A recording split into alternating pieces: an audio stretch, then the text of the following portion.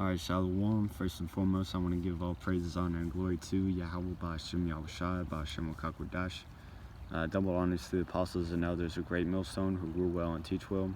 Peace and blessings to the elect out there that's pushing this word in all truth and sincerity. Alright, this lesson is going to be called More Missile Talk. Alright, because in recent news you have this Iran top nuclear scientist being assassinated. Alright. And if you can recall in, earlier in 2020, at the kickstart of 2020, you had that meme going around about World War III because of the top Iranian general was killed, all right, by America, all right. And I think it was in the same location, Tehran, Tehran.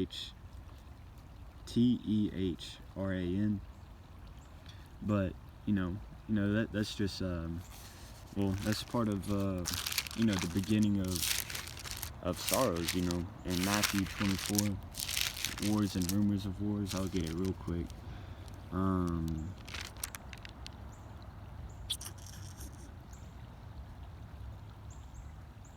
Let me see.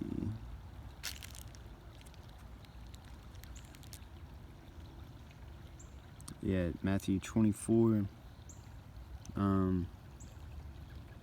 and really, I'll just get to the point at 6. It says, "And ye shall hear of wars and rumors of wars. See that ye be not troubled, for all these things must come to pass, but the end is not yet. For nation shall rise against nation, and kingdom against kingdom. And there shall be famines and pestilences and earthquakes in diverse places." So, hey, that's the, that's a sign, man. Whenever you're hearing of these wars and rumors of wars, that's a sign that Yahweh Ba'ashem Yahushai is about to bring judgment, alright? But especially in, when you hear about nuclear missiles, alright? Because we know that nuclear missiles are prophesied in the scriptures, and that's really what this video is going to be about, alright? Just touching on that little recent news, alright? This is 2 Peter 3. I'm going to start at 10. It says, "But the day of the Lord will come as a thief in the night, and in the which the heavens shall pass away with a great noise, and the elements shall melt with fervent heat, and the earth also, the works that are therein, shall be burnt up." All right, so yeah, the elements shall melt away with fervent heat. And whenever you go into that word element, it's talking about like the basic I mean, you learned in elementary school the periodic table. The elements are the building blocks of all matter. Every little thing is going to be burnt up. Whenever you research, nuclear power, it's altering the elements, but, everything's going to be burnt up, right? So verse 11, "Seeing then that all these things shall be dissolved, what manner of persons ought ye to be in all holy conversation and godliness, looking for and hasting unto the coming of the day of Yahweh Ba'ashem Yahushai." So, nuclear missile talk doesn't scare us, because we know it's part of prophecy, and, we're that much closer of Yahushai's return to the earth to deliver his elect, wherein the heavens being on fire shall be dissolved, and the elements shall melt away with fervent heat. Alright, so nevertheless, we, according to his promise, look for new heavens and a new earth, wherein dwelleth righteousness. So we're looking, forward to that destruction, alright? Because we know that this carnal ass world is going to dissolve, and a new heaven and a new earth of righteousness, alright? That's what we pray for, the Lord's Prayer, on earth as it is in heaven. Right now, it's hell on earth, man. Everything's dying. Shit, we're in the midst of a pandemic. Whether it be, falsified or not. Shit sucks right now, man. We still have to live under the rule of the wicked. Esau, Edom, and these other nations too, man. Wherever you go. But the promise that was given to Israel is that we were supposed to We're supposed to rule the world in righteousness. All right. Being fruitful and multiplying, man. But no, man, death and wickedness is increasing on the earth right now. So we look forward to the destruction of wickedness and the uplifting of Israel, man. Yeah, let's get into the missile talk. 2nd Ezra 16. Let's start at I'll start at 7. It says, "May one turn again the arrow that is shot of a strong archer. The mighty Lord sendeth the plagues, and who is he that can drive them away? A fire shall go forth from his wrath, and who is he that may quench it? He shall cast lightnings, and who shall not fear? He shall thunder, and who shall not be afraid? The Lord shall threaten, and who shall not be utterly beaten to powder at his presence? The earth quaketh, and the foundations thereof. The sea ariseth up with waves from the deep, and waves of it are troubled, and the fishes thereof." Dang. My page is torn, man, from grabbing the scripture a lot. Before the glory of his power. For strong is the right hand that bendeth the bow. His arrows that he shooteth are sharp, and shall not miss. Then they begin to be shot into the ends of the world. All right. Now that's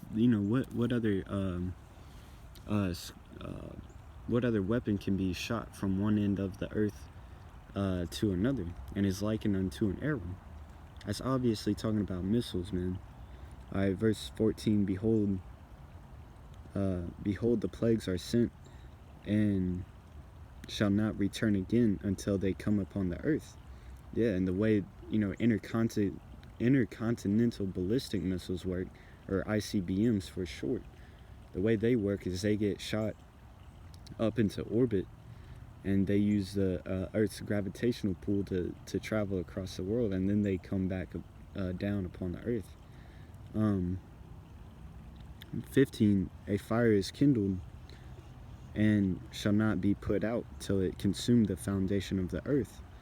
Like as an arrow which is shot of a mighty archer returneth not backward, even so the plagues that shall be sent upon the earth shall not return again." And it's likened unto a plague because of how many are going to be shot. And matter of fact, I'm going to get the number of them. The number of the army, because it's likened unto an army in Revelation. Because, hey, when you hear the number of it, and you break it down, man, there's no other way, else to describe it but as an army or a plague. Let's see, it's Revelation 9,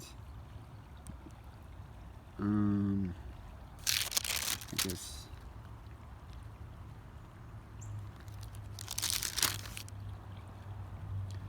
I'll start at 12. Revelation 9 and 12. "One woe is past, and behold, there come 2 woes more hereafter. And the 6th angel sounded, and I heard a voice from the 4 horns of that golden altar which is before the Most High, saying to the 6th angel which had the trumpet, loose the 4 angels which are bound in the great river Euphrates." Let me skip down. Or no, I'll just keep reading. 15. "And the 4 angels were loosed, which were prepared for an hour and a day and a month and a year, for to slay the 3rd part of men." All right, and the number of the army of the horsemen were 200,000. All right, and 200,000 is 200 million. "And I heard the number of them, and thus I saw the horses in the vision, and them that sat on them having breastplates of fire, and of jacinth and brimstone, and the heads of the horses were as heads of lions, and out of their mouths issued fire, and smoke, and brimstone." All right, so John the Revelator is seeing seeing these nuclear missiles being shot off.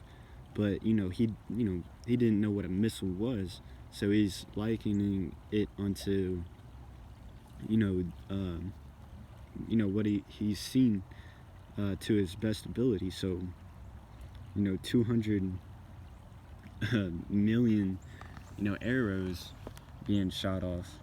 All right, and he said uh, let me see. He said, "Army of the horsemen." Let's see.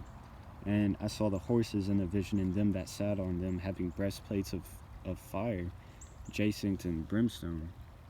And the heads of the horses, meaning the warheads, were as heads of lions, and out of their mouths issued fire, and smoke and brimstone. Yeah, because when the warheads explode, that's what comes out. Fire, brimstone, and smoke. Verse 17, it says, and thus I saw the horses in the visions, and them that sat on them, having breastplates of fire. Dang, I just read that. Verse 18, Salakia.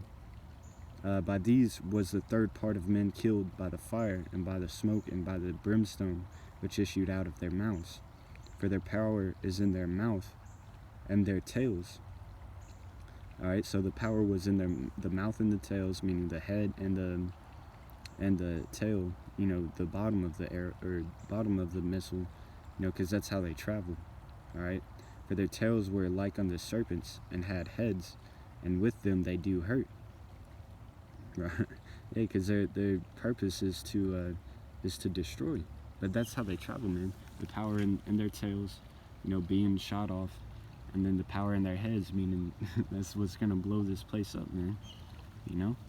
Just like a bow and arrow. Its power is in the string to be shot, but it's also in that tip, to pierce, man. And you can liken that unto a snake. Same thing with these, what John the Revelator did, with the missiles, man. Let's grab, let's grab Zechariah 14 and 12. That's a good one. That's a good one. Yeah. This is Zechariah 14 verse 12, and I'll wrap it up with this one. And this shall be the plague wherewith the Lord will smite all the people that have fought against Jerusalem. Their flesh shall consume away while they stand upon their feet, and their eyes shall consume away in their holes, and their tongue shall consume away in their mouths. So what man, what other weapon can do that? What plague can do that as they stand? As they're standing on 2 feet, their flesh be consumed away, their tongues be consumed away, their eyes consumed away. You go back and look at Hiroshima and Nagasaki, that destruction, and that was a hydrogen bomb, But the nuclear missiles that they have today, man, that far more powerful, man. Even the radiation after the blast, man, when they went to hospitals, their skin was like falling off of them. So that's how we know, the scriptures are talking about nuclear missiles, man. They're not just being built for no reason. They're being built to bring judgment, man. So with that, I hope this video was edifying. Lord willing, it was. Once again, all praises, honor, and glory to Yahweh B'Shem Al-Shai, B'Shem HaKakodash. Alright. And Shalom.